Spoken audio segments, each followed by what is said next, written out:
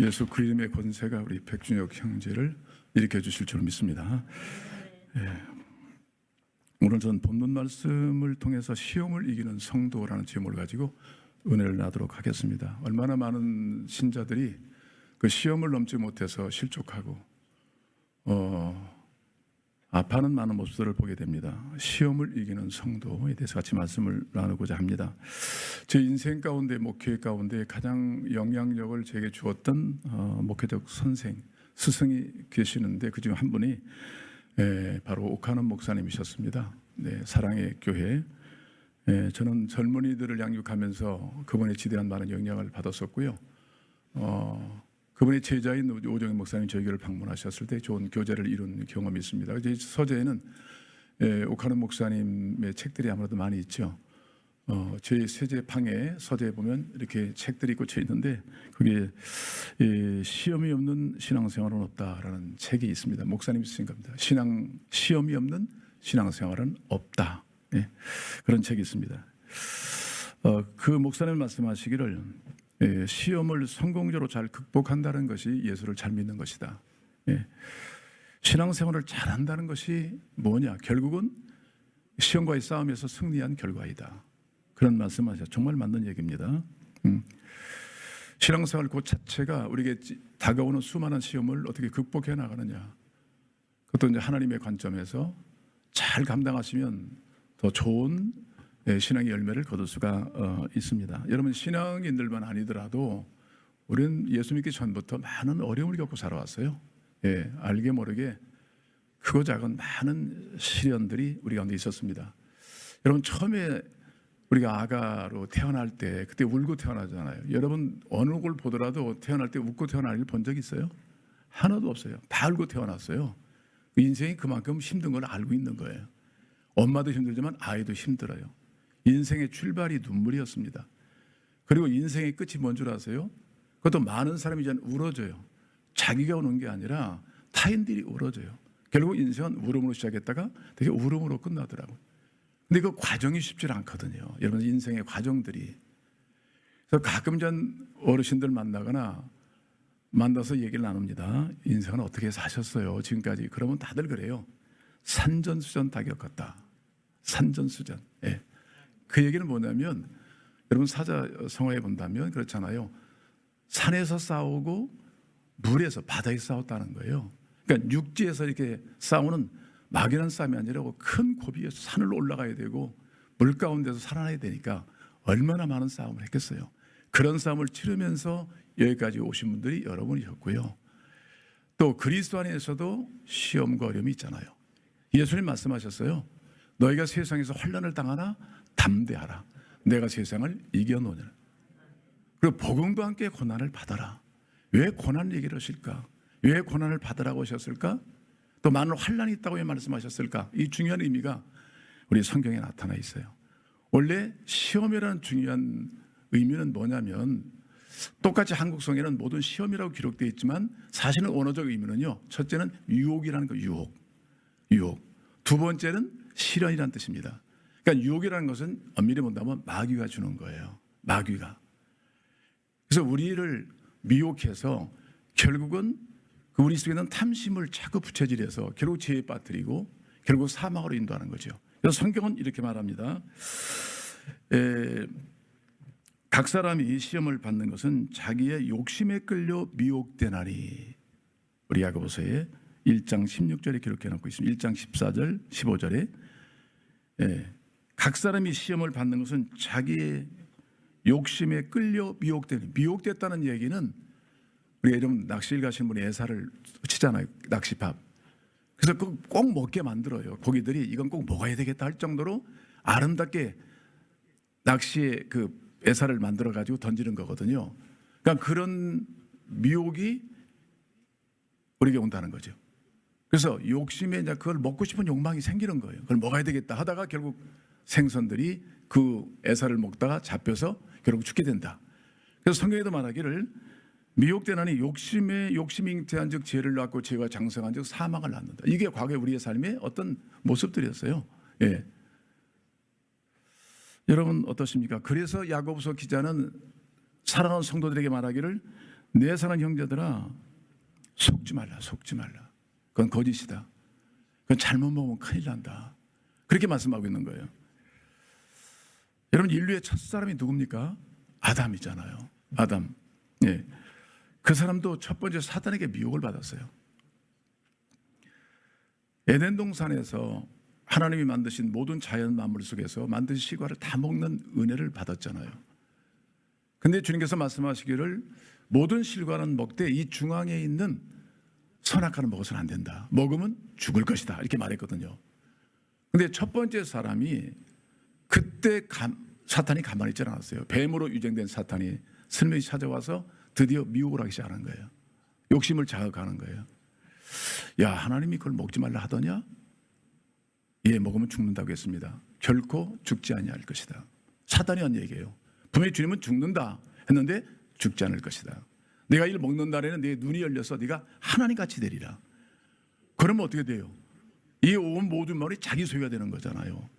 그런 미혹을 사단이 와서 한 거예요. 그 욕심을 자극한 거예요. 그러니까 하나님의 모든 은혜를 누렸던 그 아담과 하와가 결국은 그 미혹에 걸려 넘어서 끝내는 인류들에게 몰렸어요. 죄와 죽음을 가져다 준 거예요. 여러분, 우리 속에는요, 알게 모르게 그런 욕망들이 다 있습니다. 꼭 이걸 먹으면 좋을 것 같아요. 먹지 말라는 거 꼭 먹어야 되는 것이 또 인간들의 성품 중에 하나예요. 누가 가르친 것도 아닌데 다 먹되 이것만 먹지 마라, 이것만 하지 말라 그러면 꼭 그걸 하고 싶어요. 그렇지요? 꼭 먹지 말라는 거 먹고 싶고요, 하지 말라고 하고 싶은 거예요. 근데 그건 누가 가르친 것도 아니에요. 우리 속에 있는 이미 아담의 유전자가 흐르고 있다니까. 그래서 자동적으로 이루어져요. 그래서 그런 식으로 마귀가 우리를 미혹해서 결국은 죄 가운데 빠뜨려요. 여러분, 죄라는 것은 뭐냐면 하마라티아 해가지고요, 관역에서 빗나간다. 하나님의 목적대로 살아갈 인생들이 점점 하나님과 다른 방향으로 이끌어가는 거예요. 세상으로, 또 죄악으로, 또 나중에는 멸망의 길로 인도하는 거죠. 자, 이런 자리로 인도하는 것이 바로 마귀의 그런 미혹이에요. 자, 그런 측면에서 여러분, 우리 인생 가운데 이 경제적인 이런 문제들이 참 우리를 많이 미혹합니다. 먹음직하고 보암직하고 이것만 가지면 소유하면 세상이 내 것처럼 되는 거예요. 다 내 것이 될 것 같아요. 이게 바로 첫 번째 넘어졌던 그런 아담과 하와의 실책이었습니다. 근데 두 번째 아담, 완전하신 이 땅의 구원자이신 예수님이 오셨을 때도 마귀가 찾아왔잖아요. 마태복음 4장에 보시면 예수님이 이제 공적 생애를 이루시기 위해서 그가 산에서 이제 40일 동안 금식하고 기도하십니다. 하나님과의 더 깊은 관계를 누리고 앞으로 메시아의 사역을 잘 준비하시는 과정이었어요. 전심으로 하나님을 찾고 구하는 시간이었습니다. 그때 누가 찾아와요? 또 이 불청객. 그래서 마귀는 꼭 시험하는 마귀라겠어요. 꼭 인간에게 시험을 미혹하는 마귀예요. 그게 또 찾아왔어요. 예수님의 인간을 구원을 역사를 방해하려고 찾아와서 결국은 예수님이 굶주리셨잖아요. 아니나 다를까 먹는 문제로 시험하신 거예요. 마귀가 시험했지요. 그리고 첫 번째 굶주리신 예수님께 찾아와서 이 돌덩이를 떡덩이 되게 하라, 돌을 떡이 되게 하라, 그렇게 말해요. 그러니까 예수님 그건 드실 수 있도록 미혹한 거잖아요. 그러니까 항상 보면은 가장 중요한 것은 인간에게 가장 큰 약점이 하나 있다면 이게 경제적인 문제예요. 이게 돈의 문제입니다.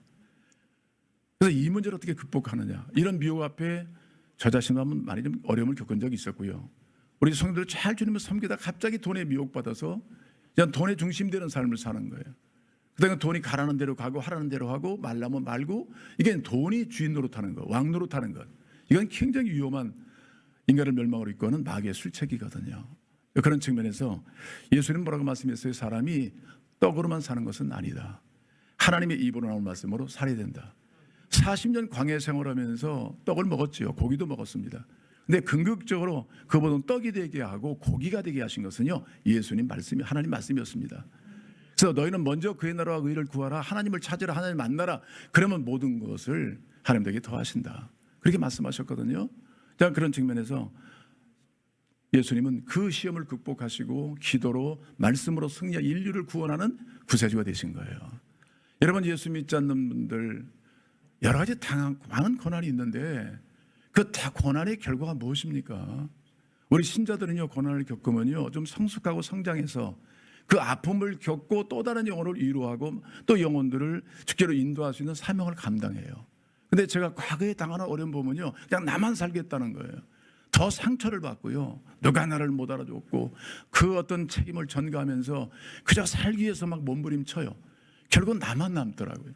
상처투성이죠. 여전히 문제는 그대로 있는데 근데 그런 삶의 자리를 주님께서 우리 긍휼히 여기시고 인도하시는 거거든요. 전 여러 사람을 많이 봤지만 옛날에만 말씀드린 적이 있는데 기억하시나 모르겠어요. 우리 성도님들은 그 잊어버리는 은사가 있더라고요. 그래서 얼마나 감사한지 뭐 얼마 전에 얘기했는데도 처음 듣는 것처럼 들어주시니까 굉장히 감사해요. 예, 그리고 가끔 제가 필요한 예화는 가끔 써먹습니다. 저희 교회를 방문하셨던 분 중에서 아이 세상에 뭐 이렇게 사신 분도 다 있어. 내가 여러분들을 많이 만나고 이 뭐 우리 교회 오신 분이 얼마나 많아요. 목사님들, 선교사님들, 선임들 얼마나 많았어요. 뭐 이렇게 인생을 사는 분도 계신가 할 정도로. 근데 그분은 지금 어떻게 나왔냐면 우리 교회 강사로 오신 분이에요. 여자 선교사님이셨잖아요. 미국에서 오셨어요. 하와이에서. 그분은 어떤 인생을 살았느냐면 날 때부터 섰다냐면 동두천 그런 미군 기지에서 태어나셨어요. 그게 출생부터 그래요. 그런 배움의 길을 상실했고요. 어머니 밑에서 그 홍등가에서 살아오신 분이에요. 그가 배운 것이란 것은 그것밖에 없었어요. 그 속에서 인간성을 다 잃어버리고 많은 폭력과 어려움을 겪으면서 그가 정상의 자리는 포주가 되는 것이었더라고요. 그 속에서 자살을 몇 번 시도하고 수없이 감옥을 들락거리고 많은 상처 아픔을 겪으면서 자기 인생 인간성을 상실하고 어떻게 살아오셨더라고요. 그런데 거기서 악을 쓰면서 살아남기 위해서 몸부림치셨어요. 그러다 나이가 좀 들어서 다행히도 어떤 미군 흑인을 만나서 이제는 결혼을 해서 이제 미국으로 가셨다가 거기서도 폭력을 많이 당하시고 많은 어려움을 겪으셨더라고요. 그러니까 제가 볼 때는 야 이건 뭐 내가 만난 많은 분 중에서 여자분 중에서 어떻게 저렇게 인생을 살 수 있을까 스스로 제가 질문을 던질 수밖에 없는 그런 모습이었어요. 근데 거기서 어떻게 그냥 나름대로 어떻게 술집이 잘 되고 또 레스토랑도 만들고 그랬어요. 그런데 마피아단에 의해서 비행기로 납치돼 있더라고요. 그분이 너 죽을래 내놓을래. 그래서 모든 거 하루아침에 다 내놓고 그리고 수많은 상처와 문제를 가지고 인생을 헛걱거리면서 사시다가 어느 날 그래도 친구 좋은 친구가 옆에서 계속 기도를 하셨나 봐요. 한 번 집회에 참여하자. 그래서 최자신 목사님 그때 미국에 오셔서 집회하실 때 거기에 참여했어요. 근데 주님은 십자가로 우리를 사랑하신다. 누가 나를 사랑하는가. 그런 의미를 가지고 살아왔던 그 박에스터 그 목사님이셨는데 결국은 거기서요 말씀을 들으면서 그 십자가의 사랑은 어떤 죄도 다 하나님 용서하시는 표징이다. 그래서 주님 앞에 최자신 목사님이 여러분 하나님께 내어드리면 주님 여러분을 다 만드시고 새롭게 하실 겁니다. 그래서 이 목사님은 이 상처난 가슴과 찢겨진 이 모든 육체 이거 동물보다 못한 내 인생을 어떻게 들을 수 있겠습니까? 있는 모습 그대로 주께 나오라고 말씀 듣고요. 나와서 그분이 극적으로 예수님을 영접하게 됐어요. 근데 창조주 하나님 아니에요? 그분이 그를 만들기 시작하신 거예요. 그의 생각을 마음을 상처난 육체를 병을 고치시면서 그분이 이제는 막 하나님의 사랑이 차고 넘치니까 이런 성령을 받다 보니까 하나님을 알게 됐잖아요. 진리를 알게 됐잖아요. 죽음의 위의 세계까지 알게 됐잖아요. 그래서 끊임없이 주님을 찾고 더 구하면서 더 하나님으로 더 깊이 알게 되고 영적 충만함을 받아서 근데 어떻게 하면 내가 될까? 목사님과 상의했더니 네 인생을 주님께 드려라. 이웃들을 위해 드려라. 그래서 신학의 길을 걸어가셨더라고요. 늦은 나이에. 저희 오실 때 60이 넘은 나이에요. 근데 제가 본 중에서 가장 아름다운 여인 중에 한 분이 그분이었습니다. 말하는 것, 생각하는 것, 그 사랑의 열정. 그리고 제가 한번 그 목사님 모시고 우리 성도들과 함께 저기 니시나리 우리 일본 목사님 만나 뵙기 위해서 갔다가 그 지역에 홍등가가 있더라고요. 근데 그 목사님은요 그냥 견딜 수가 없는 거예요. 자기 옛날이잖아요. 그 아픔과 고뇌에서 죄악에서 그를 건져내고자 하는 열망이 있어가지고 막 뛰어내리시려는 거예요. 일본 목사님 막으시더라고요. 근데 그분이 묘하게도 그냥 안고만 있어도 상대가 울어요. 이게 탁월한 은사예요. 아멘. 그러니까 우리가 아직 고난을 주신 것은 고난 자체 목적이 아니에요. 나만 살라는 것이 아니에요. 그런 경험을 통해 또 다른 아픔을 겪는 형제와 자매들을 위로하고 주께로 인도하라는 그런 하나님의 은사였다는 거죠. 얼마나 제가 감동을 받는지 말할 수 없어요. 지금 하와이에서 마약 하시는 분들 그 모든 어려운 환자들을 모시고 하나님 주신 그 풍성한 사랑으로 그들을 양육하고 섬기면서 사역을 이루고 계시더라고요. 그건 누구도 인간의 힘으로 할 수 없는 일들인데 하나님의 사랑이 그렇게 만들어 가시더라고요. 아주 존경하는 아주 아름다운 여인 그 목사님을 제가 만나게 됐던 것을 기억납니다. 여러분 어떤 비역이 오더라도 예수님처럼 우리가 기도한다면 승리할 수 있습니다. 아멘. 또 베드로처럼 일시 교만했다가 나는 뭐 예수님을 절대 부인하지 않습니다. 배반하지 않습니다. 결코 나는 주님과 함께 죽음의 길로 가겠습니다 했던 그도 결국은 쓰러졌거든요. 그래서 항상 주님께 깨어 근신하며 기도하라. 그러니까 나를 바라보라는 뜻이잖아요. 그런 기도와 말씀을 통해서 승리했던 그런 베드로를 다시 한번 우리는 상기될 줄로 믿습니다. 근데 두 번째 중요한 메시지는 이제는 실현이에요. 실현. 이것은 교육적 의미가 있고 우리 성도들을 잘 양육해서 온전케 하시려는 하나님의 의도가 있다는 것을 여러분 알아야 될 줄로 믿습니다. 그래서 성경은 그렇게 말하고 있잖아요. 우리 야고보에서 보면은 우리 여러 가지 시험을 만나요. 여러 가지 시험. 예. 많은 시험을 만나지만은 그 시험이 우리에게 뭘 만들어내냐면 인내를 만들어낸다는 거예요. 그래서 여러 가지 시험을 만나고도 온전히 기쁘게 여기라고 그랬어요. 그러니까 모든 믿음의 신앙의 영웅들은 다 시련을 잘 통과하신 분들이에요. 그 시련을 통과해서 믿음이 더 자라고 온전해졌더라고요. 그러니까 여러 가지 시험을 만나거든 온전히 기쁘게 여기라는 건 뭐냐면 막 시험단을 웃고 다니는 얘기가 아니에요. 그건 잘 평가해라. 이 시험이 주는 중요한 하나님의 뜻을 이해하고 또 이 하나님의 시험이 주는 결과를 바라보면서 그 시험을 잘 용납하라는 거예요. 잘 받아들여라. 시험을 잘 보는 거예요. 여러분 우리 시험 보잖아요. 근데 시험을 볼 때 그 사람의 실력을 인정할 수 있잖아요.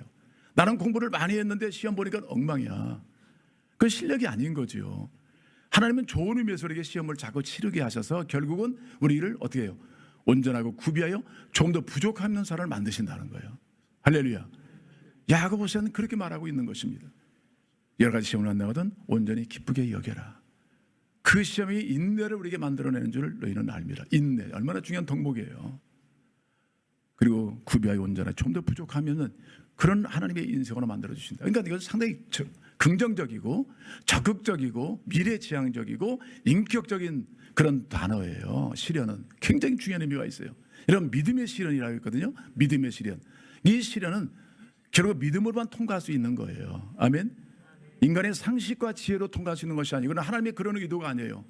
주님을 의지하고 말씀을 의지하고 그 문제를 해결해 나가는 그걸 통해서 하나님과의 관계가 더 밀접해져 가고 그 문제에 대한 해결책을 통해서 하나님의 임재를 경험하고 결국 지혜의 말씀을 힘입고 우리는 더욱 주님과의 바른 관계를 맺는 것, 이것이 믿음의 하나님 주시는 시련인 줄로 믿습니다.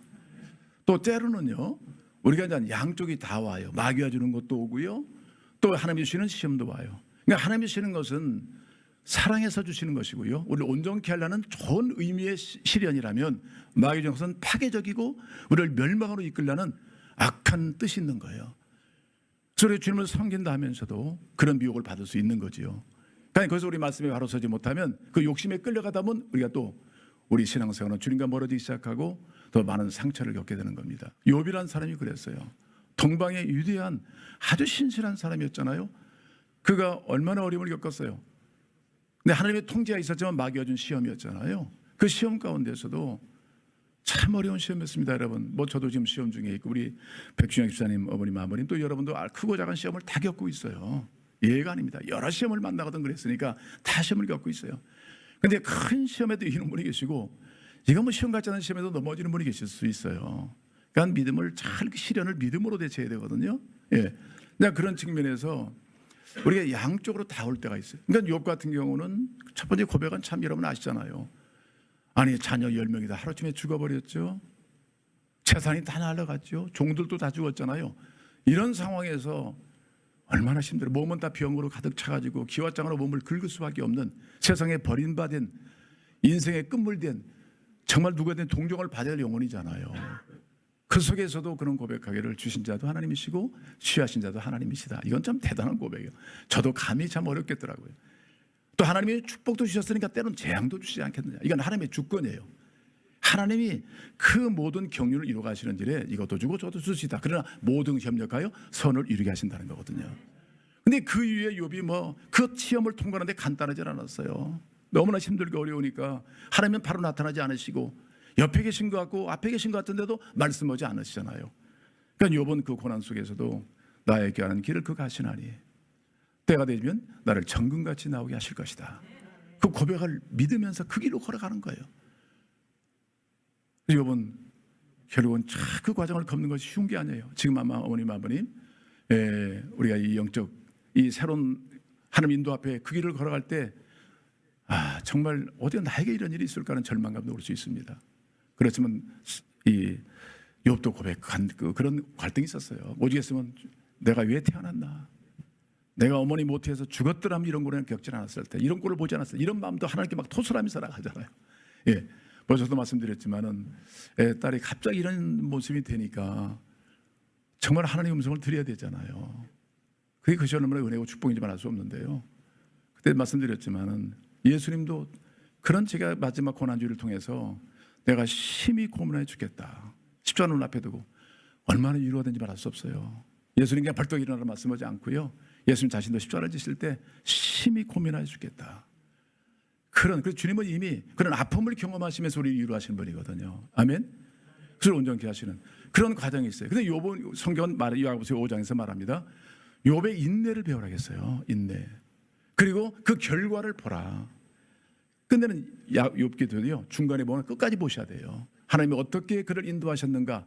그러니까 우리는 단견적인 것이, 눈에 보이는 것이 전부가 아니라 하나님이 예비해 놓으신 미래를 볼 수 있는 통찰력이 필요합니다. 아멘.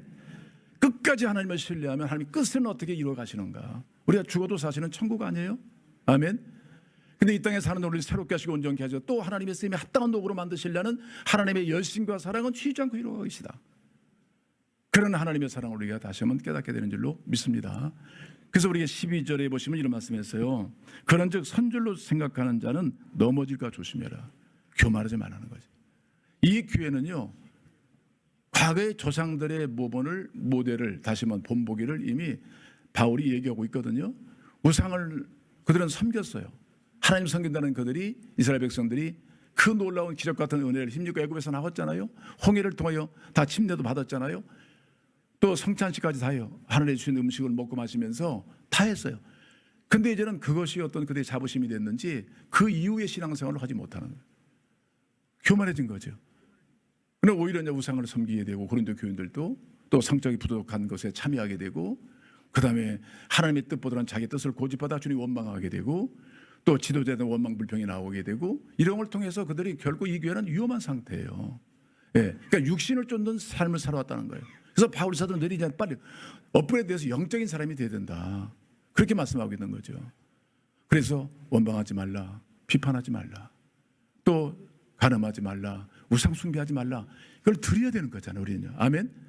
그러면 미리 우리가 환난을 당하기 전에 이미 미연에 방지할 수 있는 거거든요. 근데 이 교인들은 뭐냐면, 안에 우리 은사를 받았는데, 하나님이 놀라운 은사를 주셨고 능력을 주셨는데 뭐 특별히 우리는 다 됐습니다, 그렇게 교만했던 것 같아요. 그러니까 바울이 말하기를 너무 일어선 자, 선자는 넘어질까 조심해야 된다. 교만하지 마라. 여러분 누구든지요, 자신을 장담할 수가 없어요. 가끔 제가 그런 얘기 하시잖아요, 여러분 중에서도. 예? 이런 일이 꿈에도 일어날 줄 몰랐다. 예. 내가 이 정도로 경력을 쌓고 지위를 쌓고 이 정도로 좀 경험이 있고 이 정도로 지식이 있고 돈이 있다면 뭐 다 된 것 같은데 아니에요. 순간적으로 우리는 넘어질 수 있는 가능성이 있는 연약한 자입니다. 흙으로 지어진 존재예요. 하나님이 붙들어주지 않고서는 쉽게 넘어지는 인생들이에요. 그런 측면에서 이건 경고입니다. 예, 선주로 생활자는 넘어질까 조심해야 돼요. 섰다라고, 하나님 없이 섰다, 하나님 없이도 됩니다 했던 분들은 곧 넘어질 것이다. 그런 경고를 주신 겁니다. 겸손해야 된다는 것이거든요. 예.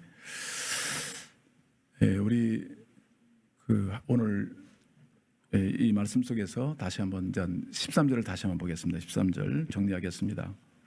사람이 감당할 시험 밖에는 너희가 당한 것이 없나니. 그러니까 모든 사람들이 당하는 시험을 이 교회도 당했던 거예요. 그러니까 뭐 우리만 당한다, 나만 당한다 하지 말고 인생은 다 이런 시련과 고난이 있었다라고 말씀하는 겁니다.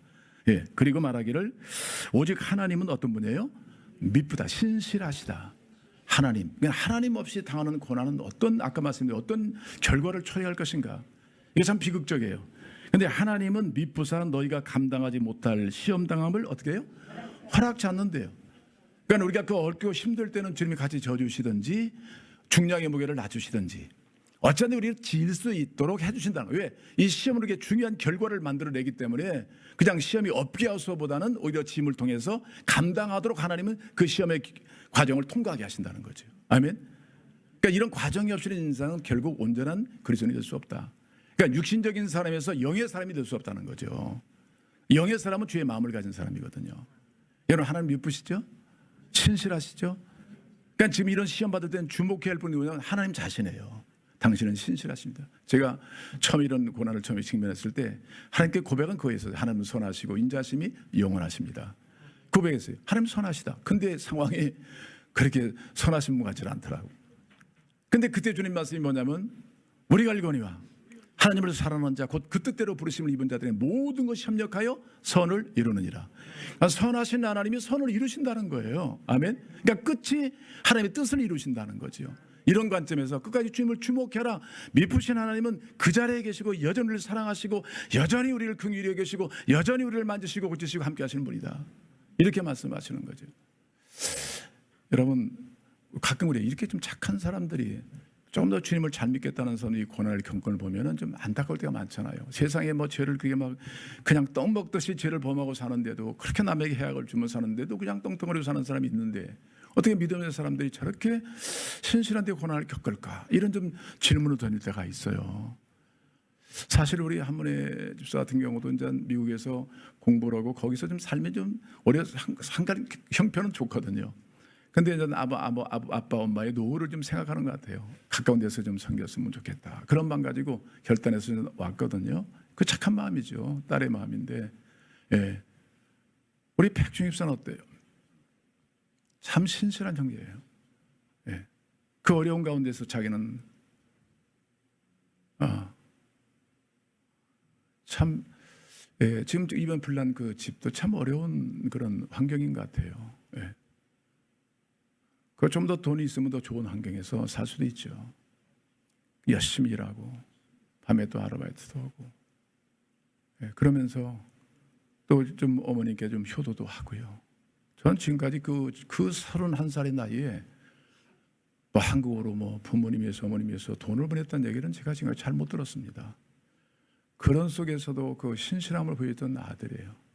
저도 막 하나님 앞에 하나님 어찌 이렇게 좀 그렇죠. 아직 다 젊은 아이들인데 내가 그런데 하나님께 항의도 했어요. 하나님 어떻게 이렇게 난도질하십니까? 여기 짓고 저기 짓고 다들 이렇게 막 폐허가 된 것처럼 만드십니까? 할 정도로 하나님께 막 어떤 원망 안에 원망을 쏟았어요. 근데 하나님께 회개했어요. 제가요. 예. 하나님 말씀하시더라고요. 야, 내 아들은 어떤 줄 내 아들은 놈의 그 군사에 채찍에 맞아서 다 살이 찢어지고 뼈가 드러나고 창에 찢기고 발가벗긴 상태로 십자가에 못 박히고 그게 난도질 아니냐. 아무런 죄가 없는 예수가 그 고난을 겪으면서 우리를 구원하고 살리신 거 아니냐. 주님 말씀하실 때 그때 제가 십자가를 보면서 웃고 계신 주님이 아니었어요. 아들을 보면서 울고 계셨던 아버지의 마음을 깨달은 거예요. 그러셨구나. 아버지가 울고 계셨구나. 제가 그 마음을 가지고 하나님은 신실하십니다. 그 고백할 수밖에 없었고요. 주님의 뜻을 이루십시오. 이렇게 기도할 수밖에 없었어요. 여러분 하나님은 신실하십니다. 우리가 신실하지 못해서 있죠. 우리가 죄를 지으면 저 하나님은 죄가 없이 완벽하신 불가고 죄인을 끝까지 사랑하시고 끝까지 구원하시고 끝까지 온전케 하시는 하나님의 사랑과 열심은 지금도 계속되고 있습니다. 아멘. 여러분 결코 낙심하지 마십시오. 성경은 말하고 있잖아요. 여러 가지 시험을 만나거든 너무 당황하지 마라. 염려하지 마라. 하나님 계시지 않냐. 하나님이 중심에 계시지 않느냐. 할렐루야. 여러분 다 그 시험 통과하면서까지 오신 거잖아요. 예. 저는 이번에 그 아들과 지금 딸 우리 준혁 그다음에 또 한문에 이런 걸 보면서 팔도 상당히 먼저 자녀를 보내신 분이 계세요. 얼마나 아프셨을까. 걔들이 지금 눈앞에 지금 어떻게 보면 죽음의 선까지 다 갔던 아이들이거든요. 근데 자녀를 먼저 보낸 분이 우리 안에 계시더라고. 얼마나 힘들었을까. 이런 것들은 그냥 뒤늦게 느껴요. 네. 얼마나 힘들었을까. 하나님 붙잡아줘 놨더라면 그 아픔 상처 어떻게 견뎠을까. 네. 뭐 잠을 자도 그 생각이고요. 먹어도 그 생각이잖아요. 애들 생각이잖아요. 어떻게 견뎠을까. 여러분 우리가 보지 못하는 영역을 보게 하시는 하나님의 은혜를 경험하게 됩니다. 이것만 봤던 우리가 좀 더 하나님의 그 넓은 마음과 뜻을 이해하고 환경을 바라보는 안목이 생기더라고요. 여러분 이 고난을 통해서 중요한 것은요. 역사적인 그런 안목을 가져야 돼요. 다 성공적인 것만 보시면 안 되고요. 실패한 것도 보셔야 돼요. 이스라엘 백성이 어떻게 실패했는가. 성공과 실패 양면을 보면서 내가 조명을 받으셔야 돼요. 어느 길로 갈 것인가. 그리고 그의 시험이 뭐냐. 좋은 기회는 뭐냐. 자기를 성찰할 기회가 돼요. 내가 과연 누구냐. 나는 믿음이 있느냐. 나는 어떤 길로 가고 있느냐.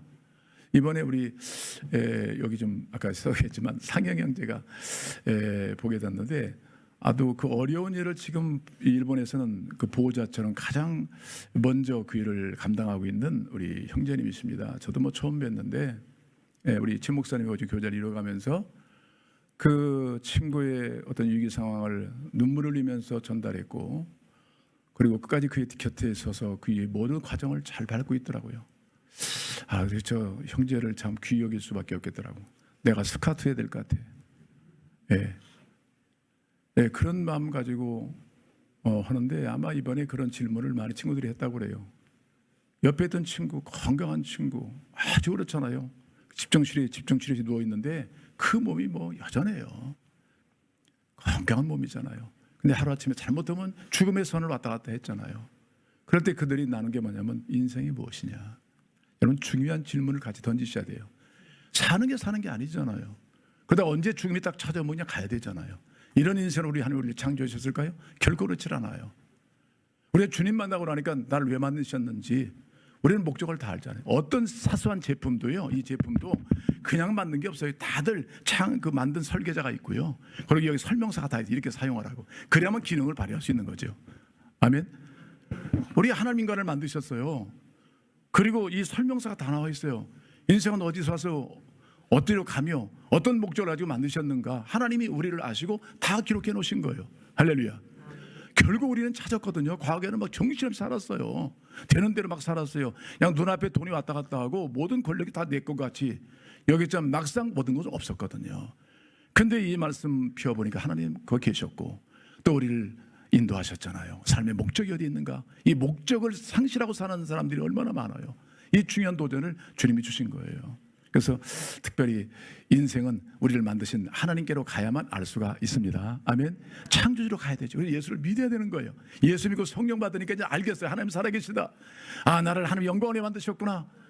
죄인이었지만 예수를 믿으면 구원을 받고 하나님의 사람으로 살 수 있겠구나. 이런 모든 것들이 우리의 의문이 다 풀리도록 성경은 기록해 놓은 것이죠. 할렐루야. 얼마나 자유한지 말할 수. 이제는 그렇지, 내가 지금 어린 게 없고 있지만 나의 가는 길을 주께서 아시고 온전한 길을 인도하시지.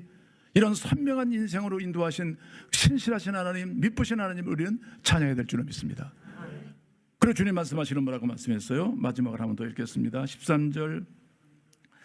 자, 시험당을 감당하지 못할 시험당을 허락지 않는다 계셨죠? 예, 결코 주님은요 감당할 수 있는 시험을 주시는 거예요. 저도 지금 아마 준혁, 우리 어머님 아버님도 또 여러분도 다 감당할 수 있는 그런 시험을 주신 거죠. 아멘. 예. 그러나 감당하고 나서는 우리는 영적으로 많이 크고 우리 환경적인 변화가 분명히 있을 것입니다. 그리고 말씀하시기를 또 시험당할 즈음에 또한 무슨 주세요? 피할 길을 내사 너희로 능히 감당하게 하시니라. 피할 길을 주신다. 여러분, 동쪽 문이 막히면요 서쪽 문 두드리시면 되고요. 또 북쪽이 막히면 남쪽을 두드리세요. 하나님이 다 피할 길을 준비해 놓으시고 우리를 부르셨고 시험을 주시기 때문에 다 막혀 있으면 하늘 문을 찾으십시오. 아멘. 주님을 찾고 구하면 하나님이 손을 내밀어 우리 영혼을 이끌어 주실 거예요. 근데 중요한 건 뭐냐면요, 가장 피할 게 누구냐면 하나님 자신이세요. 아멘. 사망의 음침한 골짜기를 걸을지라도 내가 두려워하지 않는 것은 주께서 나와 함께 하심이라. 인생은 어차피 사망의 길이에요 지금요. 근데 이 길을 인도하시는 분이 사망을 걷어내시고 부활하신 주님이세요. 홍해를 갈라놓으신 분이에요. 병든 자를 고치신 분이에요. 죽은 자를 살리신 그분이 우리의 피할 길 자체시라고요. 그러니까 주님 더 의지하고 주의 말씀에 길을 이고 따라가다 보면 홍해가 열려요. 하늘문을 열 줄로 믿습니다. 끝이 아니에요. 분명히 하나님 인도하셔서 우리를 천국 길로 온전하게 인도하실 주님을 신뢰하면서 나가시기를 바랍니다. 여러분, 마더 테레사 수녀님이요 하도 그 캘커타에는 가장 다 어려움 겪는 그런 분들을 모시고 그 양반이 사역을 하셨잖아요. 그러니까 끝없는 일이 벌어지는 거예요. 옛날에 저희 교회도요 뭐 하여간 지금 많이 좀 안정됐지만 초창기에는 이런 고민 저런 고민 때문에 아파서 괴로우신 분이 많았거든요. 그냥 일만 터지는 거예요. 밥을 먹다가도 얘기 들으면 밥이 딱 멈춰. 근데 캘커트에서 그 문제 많은 도시에서 그 어려운 분들을 섬기느라 얼마나 힘드셨어요. 그러니까 이 영적으로 성숙하신 이분이 이제는 그 수녀들이 와서 얘기해요. 아이고 수녀님 또 일 터졌습니다. 문제 생겼습니다. 또 다른 쫓아서 아이고 더 큰 문제 생겼습니다. 그때 이 성숙하고 온전하신 하나님의 영을 또 힘입으신 분 같아요. 그분이 말하기를 야 문제라고 말하지 말고 축복이라고 얘기해라. 축복 터졌어요. 더 큰 문제, 더 큰 축복 터졌어요. 그렇게 믿음을 가지고 하나님을 의뢰하고 그래서 그 어려운 문제들을 극복하시면서 온전한 사역을 감당했던 분이 있어요. 여러분 신라건 존 밀턴 같은 분은 그런 얘기를 했어요. 우리가 인생에 나가는 그분이 맹인이 되셨거든요. 52세 멀쩡하신 분이 맹인이 되셔가지고 결국 신라건이라면 여러분 제가 보시면 성경 다음에 많이 읽혀진 책이에요. 67세에 그 신라건을 완성했습니다. 근데 이 존 밀턴 목사님 말하기를 다들 그런데 아유 얼마나 불행하시고 참 안 됐습니다. 동정을 많이 해 동정. 근데 그분은 말하기를 동정하지 말라. 그리스도인들은 위로해라. 그리고 기도해라. 그리고 참고 손을 잡아라. 그렇게 말씀했어요. 그분이 말하기를 뭐라고 했느냐면 가장 불쌍한 건 무엇이냐. 많은 사람이 불쌍하다고 그러는데 맹이 된 것이 불쌍한 것이 아니라 좌절하는 것이 불쌍하다. 좌절. 절망하는 것이 오히려 그것이 문제다. 예수의 이름으로 끝까지 하나님께서 우리를 어떤 관계도 그 짐을 짊어지게 하시고 또 피할 게 다 예비하시고 우리의 신앙의 완성과 성숙을 위해서 주님은 끊임없이 우리를 양육해 나가시는 이 사랑의 하나님의 손과 발걸음 멈추지 않고 우리를 인도하시고 있음을 믿으시길 바랍니다. 한번 뛰어봅시다. 아멘. 걸어봅시다. 예수의 이름으로. 저는 항상 말씀드려요. 걷다가 고침받잖아요. 우리는요. 계속 제가도 얘기하는 것이 가다 고침받아요. 계속 주님 따라가다 보니까 오늘 보니까 문둥병이 제가 다 고침받았어요. 이런 은혜가 여러분 모두에 임하기를 주의 이름으로 축복합니다. 기도하겠습니다.